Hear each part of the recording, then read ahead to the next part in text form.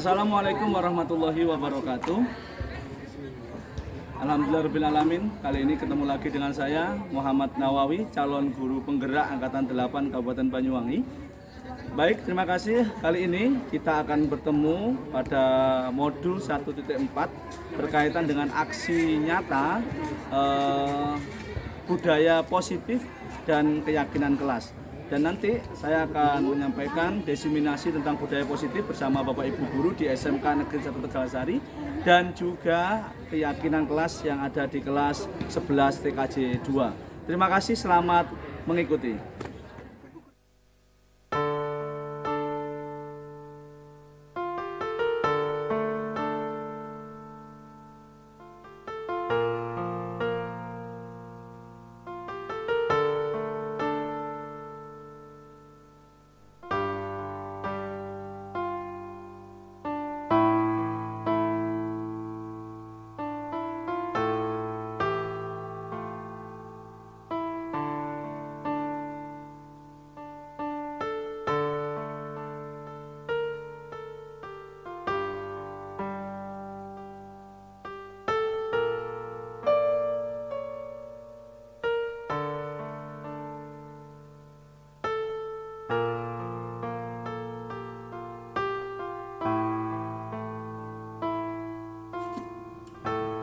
Mohon izin untuk berdiri.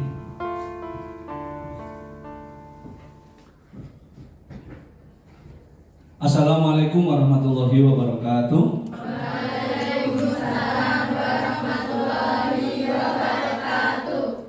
Bapak Ibu Guru semua yang hadir yang kami hormati, mohon izin saya hari ini akan menyampaikan berkaitan dengan tugas dari modul 1.4 calon guru penggerak Angkatan 8 Kabupaten Banyuwangi. Saya Muhammad Nawawi, berdinas bersama Bapak Ibu semuanya di SMK Negeri 1 Tegalasari. Kebetulan hari ini saya akan menyampaikan berkaitan dengan budaya positif yang ada di SMK Negeri 1 Tegalasari yang kemudian coba saya kembangkan menjadi budaya positif yang mengikat kepada semua keluarga besar SMK Negeri Tegalasari.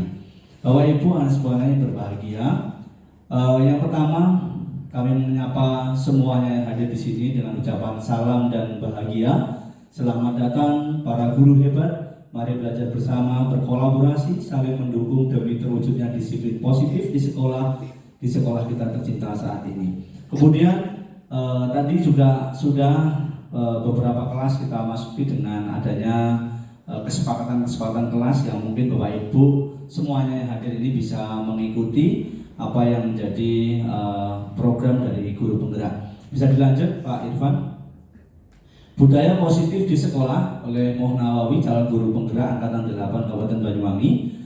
Agenda yang pertama pembukaan tadi sudah, kemudian pencapaian umum, pemahaman inti, eksplorasi konsep, dan yang terakhir nanti refleksi. Capaian umum, beberapa capaian umum yang harus dicapai dalam program guru penggerak yang ada, khususnya materi yang saat ini saya sampaikan modul 1.4 gabungan dari modul 1.1, 1.2, 1.3 sampai 1.4 yakni aksi nyata. Yang pertama memahami konsep pendidikan Ki Hajar Dewantara yang dihubungkan dengan konsep budaya dan lingkungan positif di sekolah yang berpihak kepada murid. Lagi-lagi memang setiap apa yang dilakukan oleh guru semuanya adalah berpihak kepada murid. Bahkan Ki Hajar Dewantara pada saat dulu itu menyampaikan berkaitan dengan berpihak kepada murid sampai menghamba kepada murid. Dan sebaik-baiknya menghamba itu adalah orang tua kepada anak. Nah, kita sebagai guru harus bagaimana bisa memahami itu, mengimplementasikan itu sebagai sosok guru. Yang panutan kita adalah Ki Hajar Dewantara. Yang kedua adalah melakukan evaluasi dan refleksi tentang praktik disiplin dalam pendidikan Indonesia secara umum untuk mendapatkan pemahaman baru mengenai konsep disiplin positif untuk menciptakan murid dengan profil pelajar Pancasila. Yang kita sering saat ini adalah P5, penguatan profil pelajar Pancasila. Yang di sana semuanya harus memahami oleh gotong royong dan lain sebagainya P5. Dan itu dikaitkan dengan kegiatan-kegiatan yang ada di sekolah, yakni yang sering kita sebut yang saat ini kita pelajari bersama tentang budaya positif. Yang ketiga, memahami peran sebagai guru untuk membangun budaya positif dengan menerapkan konsep disiplin positif dalam berinteraksi dengan murid. Mohon izin Pak Febri dan Bu Anggun, yang khusus poin ketiga adalah peran guru dalam budaya positif ini sangat diperlukan. Sangat diperlukan karena lagi-lagi peran guru adalah sosok orang tua yang ada di sekolah oleh muridnya. Lanjut. Pertanyaan pemantiknya, ini hanya jawabannya setuju atau tidak setuju. 1. Hukuman dapat mendisiplinkan anak. Kira-kira setuju atau tidak? Setuju. Ada yang jawab setuju. Coba yang sini, mungkin ada yang bisa jawab setuju. Ada satu aja. Ada setuju? Setuju atau tidak? Tahu Pak, satu aja. Coba suaranya. Setuju. Ada yang menjawab setuju. Ada juga yang tidak. Yang tidak setuju itu siapa? Mungkin ada? Nah, kenapa? Ingat dulu, itu kan zaman dulu, ketika ada kita sering sebut dengan zaman kolonial.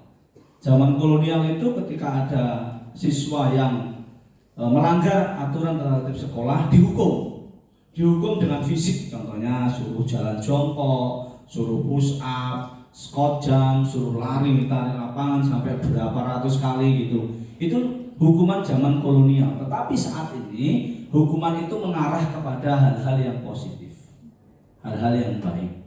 Dan itu bukan lagi hukuman, tetapi reward. Bahasanya tidak lagi hukuman tapi reward. Itu pertanyaan pemantik pertama. Yang kedua, pemberian hukuman dengan hal positif seperti membaca atau membersihkan halaman sekolah dapat meningkatkan disiplin anak. Setuju atau tidak? Pak Febri, kira-kira yang nomor 2 itu setuju atau tidak Pak? Setuju. Mungkin alasan mungkin Pak Febri sedikit saja. Pertanyaannya? Hukuman membaca dan membersihkan halaman sekolah. Iya, ini satu-satu Pak ya.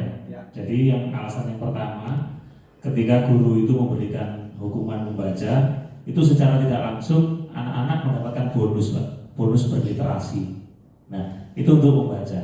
Lalu untuk membersihkan lingkungan sekolah, itu juga lagi-lagi bonus. Lingkungan menjadi bersih, anak-anak akan jadi secara tidak langsung membiasakan diri untuk hidup sehat. Jadi kalau anak-anak itu sering mendapatkan hukuman membersihkan lingkungan sekolah, ketika melihat lingkungan yang kotor, itu tidak enak. Jadi ini adalah hukuman yang baik menurut saya. Terima kasih Pak Febri atas jawaban dari pertanyaan pemantik. Yang ketiga, memberi penghargaan dapat meningkatkan motivasi belajar. Kira-kira setuju atau tidak ini? Kita ada yang jawab setuju.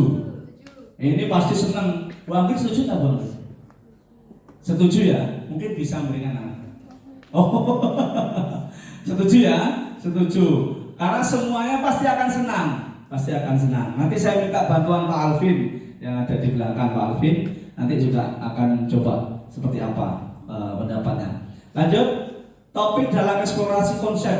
Jadi pada materi modul sebelumnya itu ada materi namanya eksplorasi konsep yang setiap modul, mulai modul 1.1, 2, 3, 4 ini ada namanya eksplorasi konsep. Yang muncul yang pertama adalah perubahan paradigma belajar. Jadi pola pikirnya, paradigma belajarnya harus dirubah. Yang kedua, masih kembali lagi Pak Irfan. Yang kedua adalah disiplin positif. Disiplin positif itu yang dilakukan adalah hal-hal yang baik-baik. Kemudian yang ketiga adalah keyakinan kelas. Yang tadi sudah saya terapkan di kelas, yakni membuat keyakinan kelas. Keyakinan kelas itu semacam peraturan yang ada di kelas. Contoh, masuk kelas tepat waktu, tidak boleh makan minum dalam kelas, menjaga kebersihan kelas, kemudian menghargai antar teman. Contohnya ada temannya presentasi di depan, itu mendengarkan, memberikan umpan balik. Itu adalah keyakinan kelas yang diciptakan oleh guru. Guru memang harus membuat keyakinan kelas itu agar kondusivitas pelajaran yang ada di kelas itu berjalan. Nanti keyakinan kelas memang diperlukan. Yang berikutnya adalah kebutuhan dasar manusia. Yang berikutnya motivasi perilaku manusia, posisi kontrol restitusi dan segitiga restitusi. Motivasi perilaku manusia sama. Halnya kita sebagai seorang guru memberikan motivasi kepada peserta didik, khususnya kalau kita di SMK, bagaimana kita memberikan motivasi kepada anak-anak untuk memilih nanti lulus mau jadi apa. Kalau di SMK kan ada 3 BMW itu, bekerja, melanjutkan ke perguruan tinggi, dan berwirausaha. Maka 3 hal ini harus kita motivasikan terus kepada anak-anak, kepada anak didik kita, kepada siswa-siswi kita. Posisi kontrol restitusi, kita mengenal namanya segitiga restitusi. Segitiga restitusi itu kita bagaimana ada sesuatu masalah dengan anak, kita menggunakan cara segitiga restitusi itu. Kemudian yang terakhir, segitiga restitusi tersebut harus kita laksanakan setiap kali kita menghadapi siswa-siswi yang mungkin menurut kita bermasalah di dalam kelas ataupun di lingkungan kita. Di sini positif dan nilai-nilai kebajikan universal. Kita lanjut. Yang pertama tadi sudah ada perubahan paradigma tadi. Penjelasannya ini kita beri contoh coba. Kegiatan ada A dan B dan teman. Sobeklah secari kertas, tulislah benda sesuatu yang sangat berharga untuk Anda. Letakkan di salah satu tangan Anda dan genggam benda tersebut sesuai dengan segala daya. Buatlah sebuah kepalan. Kemudian teman B akan mencoba dengan sekuat tenaga dengan berbagai cara untuk meminta Anda memberikan benda tersebut. B membujuk, mengancam, menghadik, merayu, menyuap apa saja agar dapat membuka kepalan tangan Anda. Apa yang terjadi kira-kira? Kalau kira-kira kita, coba Bapak Ibu, coba semuanya, kita ngepal gini, kita ada kertas itu. Kemudian teman Anda pengen merebut, anggap aja kertas itu berharga bagi Anda. Apa kira-kira yang akan Anda berikan kalau kertas itu berharga? Jenengan berikan apa enggak? Tidak diberikan. Ada yang ikhlas memberikan dengan rayuan, dengan ada suapan, menyuap dan lain sebagainya? Tidak akan. Tapi ada yang memberi dengan iming-iming. Coba kita berikan jawabannya berikutnya. Perubahan paradigma, ada yang namanya stimulus respon. Ada juga teori kontrol atau pilihan. Dari sana tadi sudah ada kelihatan kan stimulus responnya yang sebelah mana, kemudian yang teori kontrolnya sebelah mana. Contoh nomor 1, kita mencoba mengubah orang agar berpandangan sama dengan kita. Teori kontrolnya adalah kita berusaha mulai pandang orang lain tentang dunia. Jadi kita memberikan gambaran kepada orang lain itu secara luas, secara universal. Itu akan berpengaruh pada posisi stimulus responnya. Kita lanjut. Perubahan paradigma teori kontrol, ilustrasi kontrol. Ilusi guru mengontrol murid. Berikutnya ilusi bahwa kritik dan membuat orang merasa bersalah dapat menguatkan karakter. Ilusi bahwa semua penguatan positif, efektif dan bermanfaat. Ilusi yang terakhir bahwa orang dewasa memiliki hak untuk memaksa. Apakah ilusi ini benar semuanya? Ini yang menjadi pertanyaan pada otak kita. Otak kita berkata bahwa guru mengontrol murid. Padahal guru itu adalah mendampingi, memotivasi, memberikan stimulus respon kepada anak-anak, pada peserta didik untuk bagaimana mereka berkembang dan merdeka. Maka ilusi itu paradigmanya harus dirubah. Maka perubahan paradigma harus dimulai dari sekarang. Yang kedua, ilusi bahwa kritik dan membuat orang merasa bersalah dapat menguatkan karakter. Ini bisa jadi iya, bisa jadi tidak. Tetapi ini penting dalam rangka untuk penguatan karakter anak. Tetapi tidak hanya satu-satunya ini saja. Wah, Ibu mungkin itu. Yang ketiga, ilusi bahwa semua penguatan positif efektif dan bermanfaat. Betul. Tetapi tidak semuanya yang penguatan setiap penguatan itu bernilai positif. Kita harus melihat dulu. Tetapi setiap penguatan positif dan bermanfaat itu adalah baik untuk siswa. Yang terakhir, ilusi bahwa orang dewasa punya hak untuk memaksa, ini salah. Tidak semuanya orang dewasa itu mempunyai hak untuk memaksa, apalagi memaksa peserta didik. Guru kebanyakan kan sudah tua. Apakah punya hak untuk memaksa murid? Nah, tidak. Maka di sini pendampingan, pemberian motivasi, pemberian semangat kepada peserta didik diperlukan. Kita lanjut, Pak Irfan. Assalamualaikum warahmatullahi wabarakatuh. Waalaikumsalam warahmatullahi wabarakatuh. Good morning, students. Good morning. How are you today? I'm very well, thanks. Oke, siap semua ya? Sebelum mengawali aktivitas pada hari ini, kita mulai dulu berdoa. Ketua kelas siapa? Silakan untuk memulai doa sama-sama. Sebelum memulai pembelajaran, marilah kita berdoa sesuai agama dan keyakinan masing-masing. Berdoa dimulai.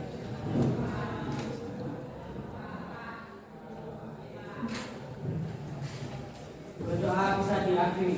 Ya, seperti biasa, kebudayaan kita atau budaya positif kita, coba saling merapikan antar teman. Dilihat kalau memang pakainya sudah rapi, kita lanjut berikutnya. Coba dilihat saling menatap, mungkin kerudungnya kurang pas. Nah, sudah oke ya? Ya. Sudah oke? Ya. Oke. Kita lanjut. Hari ini kita bersama-sama akan membuat kesepakatan kelas. Nah, kita akan membuat kesepakatan kelas yang tujuannya adalah kesepakatan kelas ini nanti ini menjadi batasan kita, batasan sampean dalam melangkah, dalam beraktivitas pembelajaran di kelas. Jadi sampai nanti anak-anak nanti akan membuat kesepakatan kelas. Saya buat kelompok, ada kelompok pertama nanti dengan spidol warna merah, kelompok kedua dengan spidol warna biru, kelompok ketiga spidol warna hitam, dan kelompok terakhir nanti yang keempat spidol warna merah seperti kelompok pertama. Nanti kesepakatan kelas nanti akan ditempel di depan, kemudian nanti kita buat dalam figura, dalam kertas yang besar, yang manila, nanti kita pasang di kelas sebagai batasan kita nanti selama ada di kelas, selama bersekolah. Nanti silakan sesuai dengan kelompok masing-masing membuat kesepakatan kelas. Kita mulai kita bagi kertas satu-satu, spidol warna merah, kemudian spidol warna biru, kemudian warna hitam, dan yang terakhir warna merah. Saya beri waktu 5 menit untuk bisa berdiskusi masing-masing kelompoknya. Silakan perwakilan bisa memimpin untuk berdiskusi. Dimulai. Silakan bisa maju untuk berdiskusi.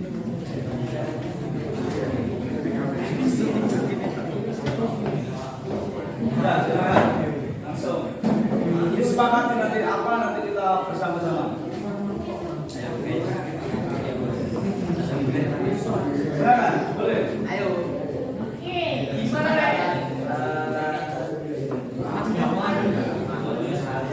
Diskusi ya, tidak hanya satu orang.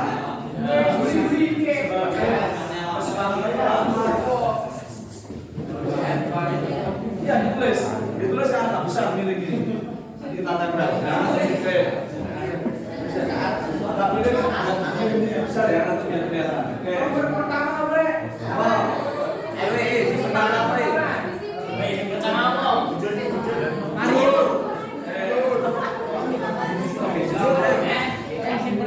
Jujur, jaga kerjanya jangan cari rumah mandi. Yang kedua apa? Jujur, kepolisian. Yang kedua. Tiga. Tanggung jawab. Saling bertanggung jawab. Mari. Disiplin. Wes. Terus. Sudah. Masing-masing kelompok hanya 2 saja. Sudah? Oke. Terima kasih. Kelompok 2 sudah ya? Oke, saya tempel ke depan.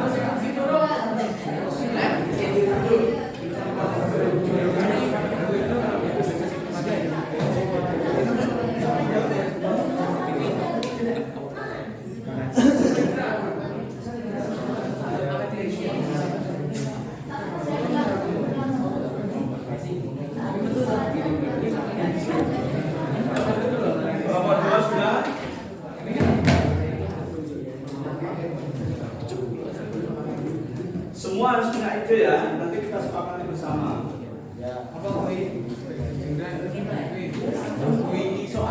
Sudah, Bapak satu sudah. Terima kasih. Bisa kembali ke tempat, Bapak satu. Oke.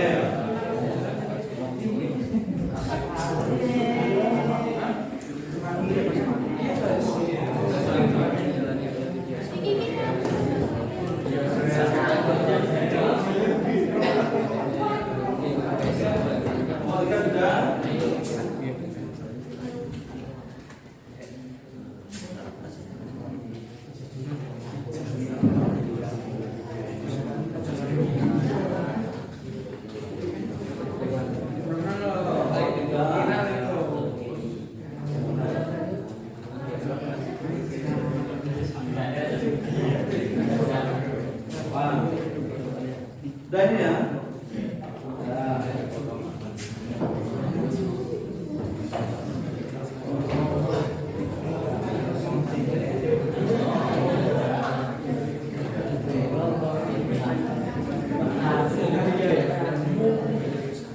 Kelihatan ya? Oke, coba kita lihat kelompok pertama. Kelompok pertama menyepakati ada dua, yakni menjaga kebersihan dan saling menghormati. Sepakat ya? Ya. Kesepakatan kelas ya? Ya. Kita nanti. Kemudian yang kedua, kelompok kedua menyepakati kejujuran dan disiplin. Jujur di kelas, menjadi kelas kejujuran dan disiplin dalam setiap bertindak. Sepakat ya? Ya. Ada kesepakatan. Yang kelompok tiga bertanggung jawab dalam mengerjakan tugas. Yang kedua, tidak boleh makan dan minum saat pelajaran sedang berlangsung. Sepakat ya? Nah, yang terakhir, kelompok 4 ini adalah berpakaian sopan dan rapi, tidak boleh memakai perhiasan. Sepakat? Ya. Oke, terima kasih. Dari keempat kelompok ini akan saya simpulkan antara kelompok 1, 2, 3, 4. Nanti saya buatkan semacam banner kecil. Kemudian kita figura, kita pasang di kelas. Ini menjadi rambu-rambu kita. Kesepakatan kelas ini kita laksanakan bersama. Terima kasih. Setelah ini kita langsung masuk materi karena kesepakatan kelas sudah kita sepakati bersama. Terima kasih. Itu saja. Ini saya ambil ya. Nanti saya gunakan untuk membuat figura yang isinya menjadi kesepakatan kelas. Terima kasih. Assalamualaikum warahmatullahi wabarakatuh. Terima kasih kepada Pak Nawawi sudah membuat keyakinan kelas sebagai batasan kami dalam mengikuti pelajaran. Semoga kami sukses dan kami bisa menggapai cita-cita yang kami harapkan. Terima kasih Pak Nawawi. Assalamualaikum warahmatullahi wabarakatuh.